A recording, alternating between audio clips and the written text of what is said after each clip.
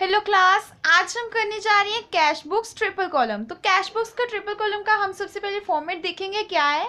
हमारे पास इसमें cash book में दो साइड्स होती हैं, एक साइड होती है डेबिट और राइट साइड होती है credit. Left side is debit and right side is credit side, right. तो इसके बाद हमारे पास इसमें फॉर्मेट क्या है, सबसे पहले डेट कॉलम आता है, then particulars, then discount column, then cash column, then bank column and फिर से जब डेट आती है वहां से हमारा क्रेडिट कॉलम शुरू हो जाता है। दोबारा डेट से यहाँ से हमारा क्रेडिट कॉलम शुरू हो जाता है। Date, particulars, discount, cash, bank, same. Yes, अगर आपको कंफ्यूजन होगी तो आप इसमें डिस्काउंट में क्या कर सकते हैं, जो डेबिट साइड है ये डिस्काउंट होता है अलाउ। जो हमने किसी ट्रांजैक्शन में कोई डिस्काउंट अगर किसी एंटरप्राइज ने किसी को अलाउ किया है तो वो डिस्काउंट हम यहाँ लिखेंगे, राइट। और यहाँ पर जो डिस्काउंट एंटरप्राइज ने रिसीव किया है, राइट। तो ये हमारी cash book, triple column cash book का फॉर्मेट है। Let's come to the question जो हमने ऊपर, हमारे पास ऊपर क्वेश्चन है। क्वेश्चन हमें क्या लिखा है, enter the following transactions in 3 columns cash book, balance it and carry out posting, right. तो इसमें हम जो करने जा रहे हैं, कैश बुक्स करने जा रहे हैं ट्रिपल कॉलम। तो सबसे पहले हमारी फर्स्ट एंट्री क्या है, 1 नवंबर।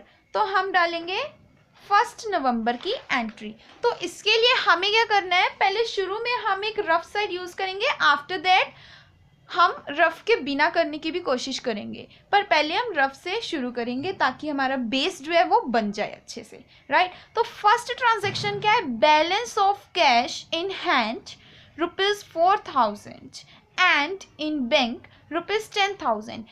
ठीक है, इसके लिए हमें रफ यूज़ करने के लिए ज़रूरत नहीं है, क्योंकि ये तो हमें पता ही है। अगर हमारे पास balance of cash in hand है, कैश इन हैंड को हम क्या लिखते हैं, टू बैलेंस ब्रॉट डाउन, क्योंकि ये यहाँ पर हमारे पास कोई नेगेटिव बैलेंस नहीं है, बैंक का ओवरड्राफ्ट नहीं है, तो ये डेबिट साइड आएगा। 1 नवंबर को हमारी क्या ट्रांजेक्शन है, to balance brought down 4,000, cash in hand 4,000, तो कैश कॉलम में हम लिखेंगे 4,000 एंड इन बैंक 10,000, तो बैंक कॉलम में हम लिखेंगे 10,000, राइट। नेक्स्ट हमारी क्या ट्रांजैक्शन है, on November 5 received cash from Mohan ₹1,000 and allowed him discount ₹30। तो हमारे पास एंट्री इसकी क्या आएगी, पहले हम इसकी जर्नल एंट्री डालने की कोशिश करेंगे कि इसकी जर्नल एंट्री क्या बनेगी। अब इसमें हम रफ शीट यूज करेंगे, राइट। तो इसकी हम पहले जर्नल एंट्री बनाएंगे कि जर्नल एंट्री क्या बनेगी, received cash from Mohan and allowed him discount, तो हम उसको डिस्काउंट भी दे रहे हैं। तो cash account debited, discount account debited to Mohan, और हम इसमें अमाउंट्स डाल देंगे, 1,030, cash account is debited by 1,000 and discount account is debited by 30, right. अब ये हमारी है जर्नल एंट्री। अब इस जर्नल एंट्री को हम कैश बुक्स में कैसे डालेंगे, देखिए कैश बुक्स में एक्चुअल में मोहन जो है उसको कितना हमें डिस्काउंट, हम उसको कितना डिस्काउंट दे रहे हैं, 30 का, तो डिस्काउंट कॉलम में आएगा 30, पर हमारा क्या है, cash to Mohan, so to Mohan, Mohan को हमने 30 का डिस्काउंट दिया on November 5 to Mohan. Cash book में हम कैश की एंट्री जो है वो नहीं डालते हैं, राइट। तो कैश टू मोहन 30 रुपीज़ का डिस्काउंट दिया है और डिस्काउंट अलाउड है, और उसके बाद 1,000 रुपीज़ जो है वो उससे हमें आए हैं। तो कैश जो है हमारा वो डेबिट हो रहा है, तो इसलिए हमने इसको डेबिट साइड लिखा है, राइट। नेक्स्ट एंट्री है paid into bank. Paid into bank में क्या करेंगे हम एंट्री, पेड इनटू बैंक क्या है, बैंक टू कैश, जो बैंक जो है वो हमारा डेबिट हो रहा है, तो बैंक वाली साइड को हम लिखेंगे पेड इनटू बैंक की जर्नल एंट्री क्या है, बैंक टू कैश, ठीक है ना। तो बैंक जो है, बैंक अकाउंट जो है वो हमारा डेबिट हो रहा है, तो बैंक वाली जो ट्रांजेक्शन है उसको हम डेबिट साइड लिखेंगे। देखिए ये कॉन्ट्रा एंट्री है। कॉन्ट्रा एंट्री ऐसी होती है जो एंट्री हमारी डेबिट साइड और क्रेडिट साइड दोनों को इफेक्ट करती है, राइट। तो paid into bank, bank to cash, ठीक है ना। तो बैंक अकाउंट जो है हमारा वो डेबिट हो रहा है टू कैश। किससे डेबिट हो रहा है? कैश की मदद से। To cash on November 11, to cash. पर डेबिट कौन सा हो रहा है? 2000 से तो डेबिट हो रहा है, पर कौन सा अकाउंट डेबिट हो रहा है? कैश कॉलम डेबिट हो रहा है या bank? Bank to cash, bank account debited to cash, bank हो रहा है डेबिट, तो हम बैंक कॉलम में लिखेंगे उसकी अमाउंट विच इज 2000, राइट। पर ये क्योंकि हमारी कॉन्ट्रा एंट्री है, यानी कि हमारी एक बैंक कॉलम को भी इफेक्ट कर रही है और कैश को भी इफेक्ट कर रही है, इसलिए हम यहाँ पर लिखेंगे C. C implies for contra entry, right. अब ये कॉन्ट्रा एंट्री कैसे है? ठीक है, इसने बैंक में तो हमारा पैसे आ गए, पर ये हमारे कैश को भी तो इफेक्ट कर रही है। हमारे पास जो हाथ में कैश था वो भी तो कम हो गया। जो हमारे पास पहले हाथ में कैश था, हाथ में होगा तभी तो हमने बैंक में डिपॉजिट करवाया। जो हमारे पास कैश इन हैंड था वो हमने डिपॉजिट करवाया। अब हाथ से कोई चीज़ बैंक में जा रही है, बैंक का हमने डेबिट कर दिया, पर कोई चीज़ हाथ से भी तो जा रही है हमारे, वो कौन सी जा रही है? कैश जा रहा है, तो कैश को हम क्रेडिट साइड लिखेंगे। किसकी कौन सी डेट है हमारी? 11 नवंबर। सो बाय बैंक, यही वाली एंट्री है कॉन्ट्रा एंट्री का सी। कैश क्रेडिट हो रहा है 2000 से, हमारा 2000 से कैश क्रेडिट होकर बैंक में 2000 डिपॉजिट हो गया। 2000 कैश क्रेडिट होकर बैंक में 2000 डेबिट होगा। तो इस तरह ये एंट्रीज बनती हैं, राइट। तो now comes to next entry, received from cash sales ₹275 and cheque 225। Okay, तो अगर हमारी कैश सेल्स है तो हम इसकी एंट्री क्या डालते हैं? Cash to sales. So cash account जो है वहां पर हमारा डेबिट हो रहा है, ठीक है। तो हम डेबिट साइड में कैश कॉलम में लिखेंगे कैश सेल्स की entry, right. To sales cash column में आ रही है, कैश टू सेल्स, हमने किसी चीज की सेल करी है तो इसकी cash to sales, 275 cash column में, क्योंकि कैश कॉलम जो वो हमारा डेबिट हो रहा है। कैश कॉलम 275 से डेबिट हुआ सेल्स से, ठीक है। कौन सी डेट को? नवंबर 16 को। एंड चेक सेल्स, ओके, हाँ, तो हमने किसी चीज़ की सेल करी है तो उसने पर्सन ने हमें चेक दिया है, तो चेक सेल्स को हम क्या करते हैं? Bank account debited to sales. So bank account भी डेबिट हो रहा है हमारा, 16 नवंबर ही है, 16 नवंबर को टू सेल्स, बैंक अकाउंट भी डेबिट हो रहा है 225 से।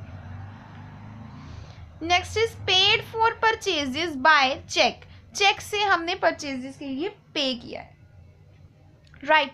तो अब ये क्या है? पेड फॉर परचेजेस, तो हम क्या करते हैं इसके लिए? By cheque, purchases account debited to bank account, right. तो हमारा कुछ क्रेडिट हो रहा है तो हम क्रेडिट साइड में लिखेंगे। बैंक अकाउंट से हमने 645 रुपये निकाल के परचेज की है कोई चीज़, ठीक है, तो परचेजेस करी हैं, तो ये क्या है? क्रेडिट हो रहा है हमारा बैंक अकाउंट। सो बैंक अकाउंट क्रेडिट हो रहा है और परचेजेस डेबिट हो रही हैं, तो किससे बैंक अकाउंट क्रेडिट हो रहा है? By purchases on November 19 by purchases. So always try to first pass on the journal entry by purchases 645 rupees bank से क्रेडिट हो रही हैं। Drew for office use ₹900, office use, यहाँ पर अगर पर्सनल यूज होता तो हम कहते हैं कि ड्राइंग्स अकाउंट डेबिटेड, पर यहाँ पर है ऑफिस यूज, तो इसकी जर्नल एंट्री क्या आएगी? Cash account debited to bank. Since यहाँ पर बैंक नहीं लिखा है, since here is not mentioned any bank और एनी चेक कि फ्रॉम बैंक या चेक, पर फिर भी अगर लिखा है ड्रू फॉर ऑफिस यूज तो हम ड्रू कहाँ से करवाते हैं? बैंक से, राइट। तो ड्रू फॉर ऑफिस यूज 900, ठीक है ना। तो cash account debited to bank, ये भी कॉन्ट्रा एंट्री है क्योंकि बैंक से हमारा बैलेंस कम हो रहा है और कैश अकाउंट डेबिट हो रहा है, ठीक है ना। तो by cash account debited to bank November 25 to bank, cash account debit हो रहा है बाय 900, पर बैंक अकाउंट हमारा क्रेडिट भी हो रहा है, तो ये भी हम मेंशन करेंगे बाय कैश 900, राइट। और ये भी एक कॉन्ट्रा एंट्री है, तो इसको भी ब्रैकेट में सी डालेंगे, right. Next comes November 30 due for personal use ₹100 from bank, from bank से हमने ₹100 के लिए पर्सनल यूज के लिए ₹100 ड्यू करवाए हैं, तो हम इसकी एंट्री क्या करेंगे, drawings account debited to bank. Personal use है तो ड्रॉइंग्स, ऑफिस यूज है तो कैश टू बैंक आएगी, पर्सनल यूज है तो drawings account debited to bank. तो बाय November 30 बाय ड्रॉइंग्स, यहाँ पर हमारा सिर्फ बैंक अकाउंट ही क्रेडिट हो रहा है, कैश पर हमारा कोई इफेक्ट नहीं पड़ रहा है और ना ही इधर डेबिट साइड पे कोई, तो ₹100 बैंक से क्रेडिट हो रहे हैं, राइट। तो ये है हमारी डेबिट साइड, ये हमारी हो गई कंप्लीट क्रेडिट साइड। अब हम मेन पॉइंट जो है वो हम करेंगे बैलेंसिंग। अब हम बैलेंसिंग कैसे करते हैं वो अच्छे से देखेंगे, ठीक है। सबसे पहले हम इसका टोटल कर देंगे, सी जो बड़ी साइड है इसके एक लाइन छोड़ के हम इसका टोटल करेंगे डिस्काउंट का 30, इस साइड हमारा कोई भी डिस्काउंट नहीं है तो नहीं लिखेंगे।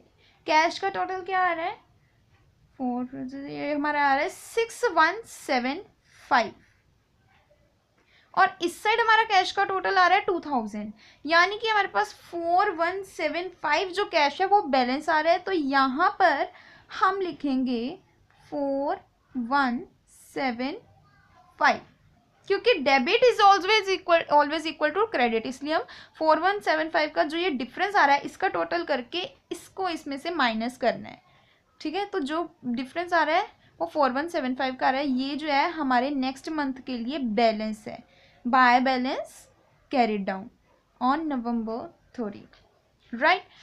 इसी तरह हम बैंक का भी करेंगे। बैंक का टोटल हमारे पास आ रहा है 1,225 और 12,225, और इस साइड हमारा टोटल आ रहा है 1645, इस साइड हमारा टोटल आ रहा है 1645, इस साइड हमारा टोटल आ रहा है 12,225। तो जब हम 1645 को 12,225 में से माइनस करेंगे तो वी विल गेट 10,580। तो ये हमारा क्या है बैलेंस इन द बैंक, ये हमारा क्या है balance in of cash, right. अब हमारे पास अगर हम अब भी इन्हें टोटल करेंगे तो अब हमारे पास क्या आंसर आएगा 6175 एंड दिस विल कम 12,225। बस किसी भी तरह हमें डेबिट इक्वल्स टू क्रेडिट करना है, तो जो भी हमारे पास बैलेंस बच जाता है, क्रेडिट साइड कम होती है ऑलमोस्ट, तो मोस्टली क्रेडिट साइड कम होती है, तो क्रेडिट साइड का बैलेंस हम इससे माइनस कर देते हैं। तो यहाँ पे आ जाती है entry by balance carried down. अगर हमारे पास डेबिट साइड का बैलेंस कम आ रहा है और क्रेडिट साइड का ज़्यादा आ रहा है, तो हम जिस साइड कम है वो एक्स्ट्रा जो डिफरेंशिएट बैलेंस आ रहा है ना, उसको हम उस साइड डालते हैं जो साइड हमारे पास कम आ रही है। यहाँ पर हमारे पास क्रेडिट साइड कम आ रही है, हमने क्रेडिट साइड में डाल दिया। यहाँ पर अगर किसी और केस में हमारे पास डेबिट साइड कम आई तो हम उसको डेबिट साइड में डाल देंगे, right. And we are done with our sum. बस हमें नेक्स्ट मंथ की आगे एंट्री डालनी है। 1 दिसंबर से हम शुरू करेंगे ना, नेक्स्ट मंथ November 30 को खत्म हो रहा है। ये मंथली बनाई जाती है कैश बुक्स, ठीक है। तो 1 दिसंबर को क्या आएगा, टू बैलेंस ब्रॉट डाउन, ये वाला बैलेंस जो है इधर आ जाएगा 4175 and this is 10,580 and this is all.